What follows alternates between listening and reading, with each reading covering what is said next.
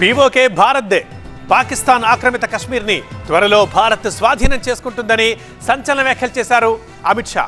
కేజ్రీవాల్కి bail రావడం routine తీర్పు కాదని, స్పెషల్ ట్రీట్మెంట్ లభించినట్లు ప్రజలు అనుకుంటున్నారని అన్నారు షా. పాక్ ఆక్రమిత కశ్మీర్ ముమ్మాటికి భారత్ లో అంతర్భాగమని స్పష్టం చేశారు కేంద్ర హోంశాఖ మంత్రి అమిత్ షా. అతి త్వరలో పీఓకేని స్వాధీనం చేసుకుంటామని సంచలన ప్రకటన చేశారు. బెంగాల్లోని హుగ్లీలో ఎన్నికల ప్రచారంలో అమిత్ షా ఈ కీలక వ్యాఖ్యలు చేశారు. పీఓకే గురించి మాట్లాడడానికి రాహుల్ గాంధీ, మమతా బెనర్జీ భయపడుతున్నారని విమర్శించారు.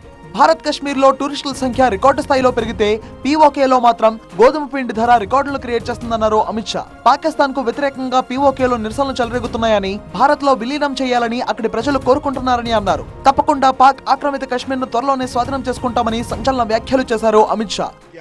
कश्मीर जाकर एक नया रिकॉर्ड बनाया और पाक ऑक्यूपाई कश्मीर ने आटे के भाव ने रिकॉर्ड बना दिया है। आखिर के भाव ये पाक ऑक्यूपाई कश्मीर भारत का है या नहीं है?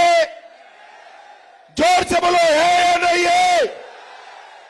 ये मणिशंकर अय्यर, एक फारूक अब्दुल्ला हमें डराते हैं, देश को डराने का काम कर रहे हैं कि एटम बम है पाकिस्तान के पास, पाक ऑक्यूपाई कश्मीर की बात न करो। मैं आज श्रीरामपुर की धरती पर कहकर जाता हूं, राहुल बाबा आपको डरना है तो डरिए, ममता दीदी आपको डरना है तो डरिए। ये पाक ऑक्यूपाई कश्मीर भारत का है और हम उसको लेकर रहे हैं। పాక్ ఆక్రమిత కశ్మీర్ లో గత కొద్ది రోజులుగా నిరసనలు మిన్నంటాయి. తమ వనరులను పాక్ ప్రభుత్వం దోచుకెళ్తుందని ఆరోపిస్తూ స్థానికులు ఆందోళనకు దిగారు. అధిక ధరలు, కరెంట్ ఛార్జీలపై పీఓకే ప్రజలు అక్కడి ప్రభుత్వంపై తిరగబడుతున్నారు.